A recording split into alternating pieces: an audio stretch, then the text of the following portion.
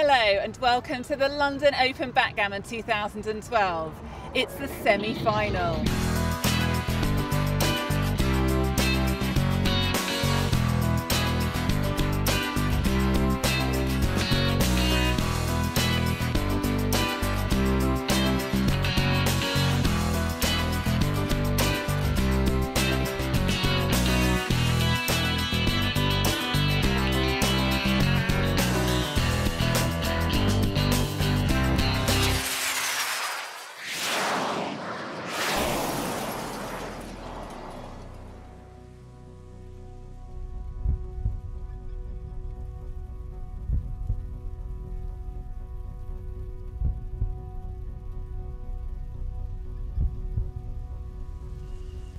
It's London. It's 2012. From 128 players to just one. It's the London Open. Coming up, I chat to backgammon giant Paul Weaver. You need to be sharp, you need to be studying, you need to have a lot of positions sharp on your mind. We ask the players, why is backgammon a male-dominated game? I think I have a real answer for you here, and I'm not going to try to shirk the matter with a politically correct platitude. And we meet our two finalists.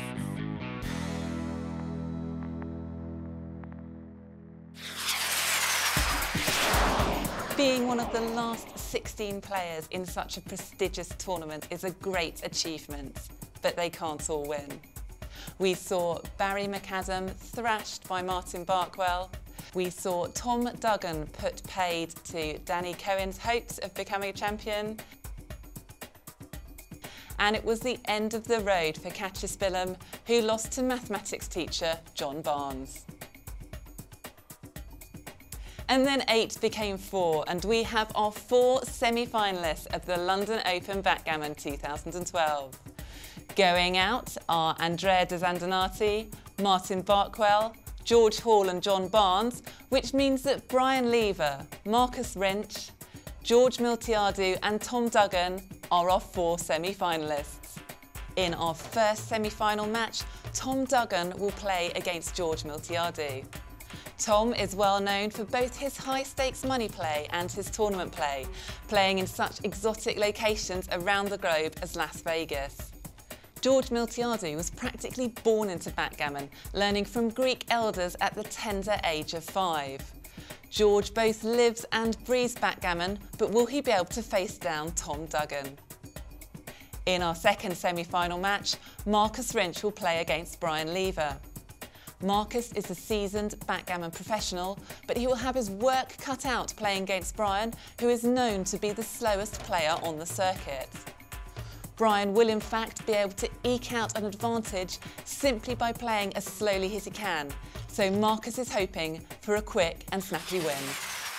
But before we get into the action, as there were only 23 women in a field of 128, we asked the players, why is backgammon a male-dominated game? I think there's maybe something about backgammon that appeals more to men. I've got no idea. I think it's probably history. You know, more men have played games over the years. I think I have a real answer for you here, and I'm not going to try to shirk the matter with a politically correct platitude. Maybe it was seen before as more of a male sort of preserve with people gambling. You don't generally find women gamble as much as men. I have heard from some of the old schoolers that they believe women may look at the worst case scenario on the backgammon board opposed to the best case scenario.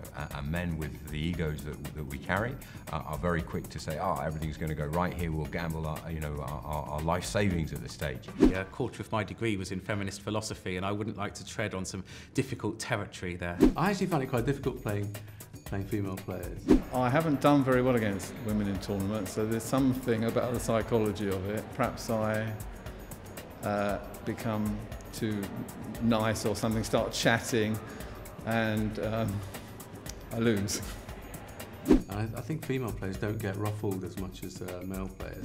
The competitive nature of gambling and many things that tend to appeal to men and the way that men are raised find their way in backgammon. And then I'll put in another one. Women maybe have more balanced social lives. I don't study it. I just play socially.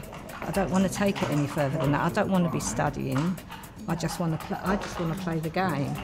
In backgammon, to succeed, you may need to study 7 hours a day in front of a computer, and most women say, you know what, I want to have a career and raise a family, and I'm not going to stare at a computer and become an uber nerd at backgammon. I suppose you could say that with chess as well, couldn't you, and poker.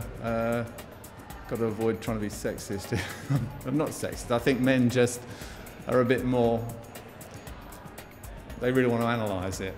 Backgammon being a gambling game, women seem to be a little more sort of reserved in that. But I think they're coming through. There's a lot of bolshy women coming through, you know. So I look forward to it. I think that's great.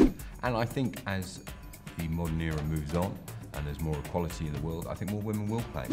I think that there's no reason intellectually why a woman could not succeed, and there were 2 women world champions, for example, in the 40-year history of the Backgammon World Championship. There's no reason why women can't be as good or even better than men. No reason at all. And there's some great women playing backgammon across the world, and anybody who underestimates them really doesn't understand the game.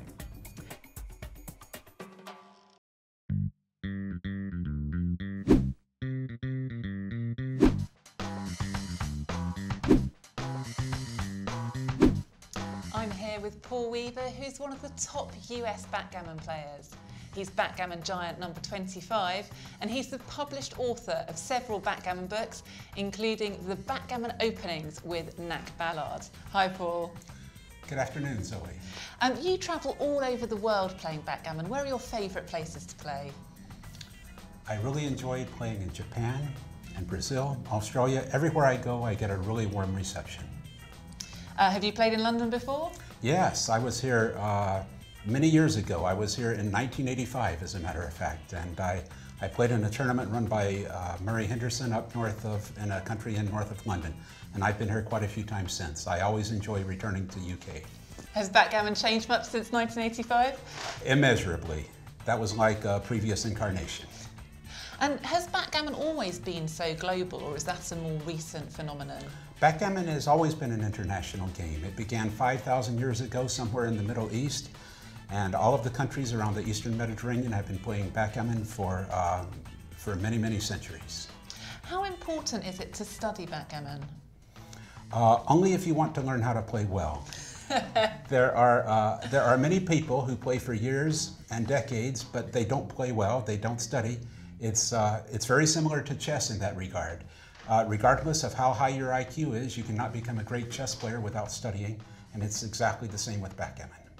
What are the best ways to go about studying? Well, there's a great new piece of backgammon software, Extreme Gammon, and it does all kinds of marvelous things, but in my opinion, probably the best way to learn to play backgammon is to play a lot of matches on the internet.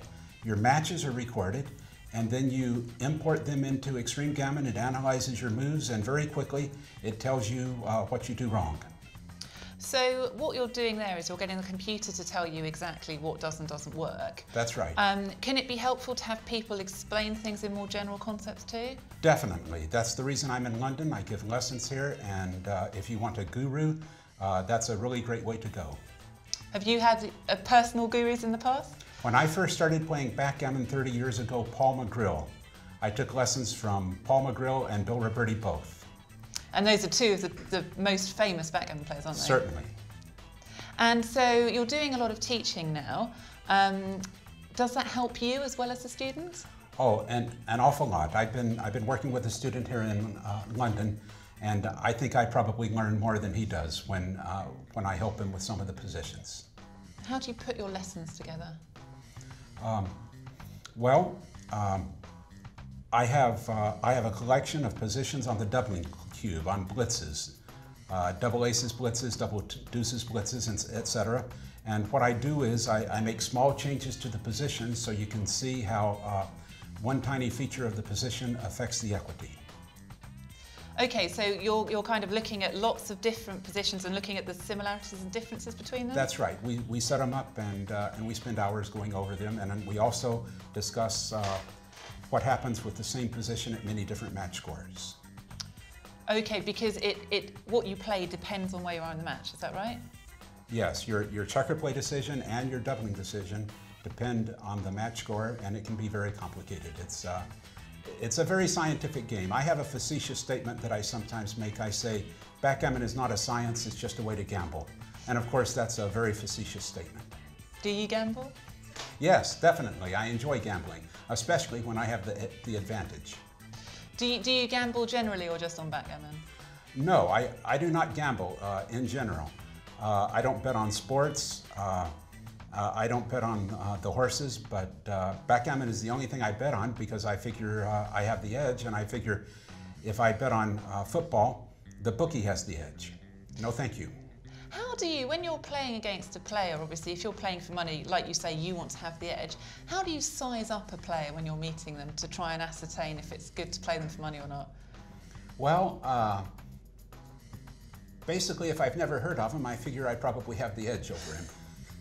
Have you ever been caught out when you've met someone and you thought, oh, they're a rookie and you've been wrong? Anybody can lose to anybody in backgammon. It's just like on a given day at the racetrack, any horse can win, and on a given day in backgammon, anybody can beat anybody else.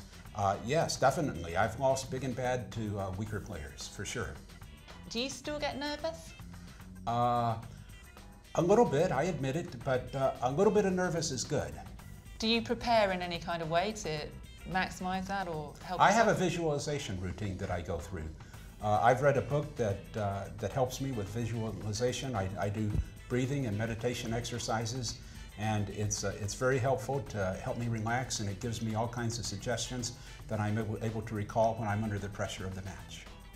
And when you're teaching players, do you help them just with the technical backgammon moves, or do you help them know how to control themselves in tournaments as well? I help them with every possible aspect. And how would you best recommend someone to prepare themselves for something as stressful as a backgammon tournament?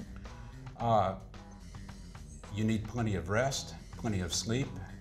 You want to have plenty of food. You don't want to be hungry during a match, and you need to be sharp. You need to be studying. You need to have a lot of positions sharp on your mind. We've got some other world backgammon giants here besides yourself. We've got Raj Jansari and obviously Bob Coker also over from the US. Are those the guys you're most scared of playing? Well, those are definitely the better players here at the tournament. It's been my pleasure to get to know Raj. He's a younger guy, younger than I am, and fast improving. And Bob Coker has a PhD in math. He's a great player. And it'll be fun to see these guys and compete against them. But most of the time, we will be taken out of the tournament by weaker players before we face each other. And that's likely to happen, is it? Yes, definitely. Even though I may be the better player in a 13-point match, it's very seldom that I'm going to have a 60% edge.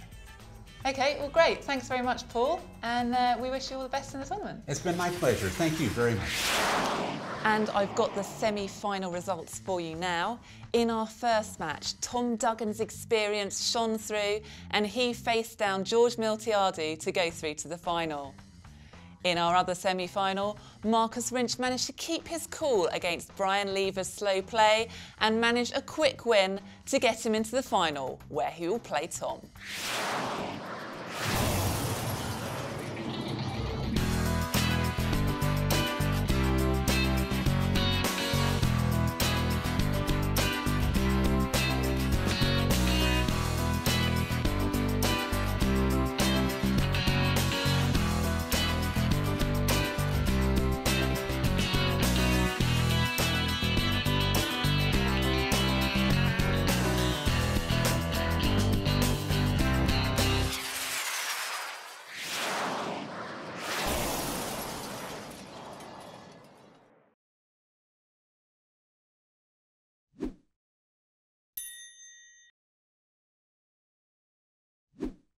If you're looking for a backgammon club near you, take a look at backgammoninlondon.com.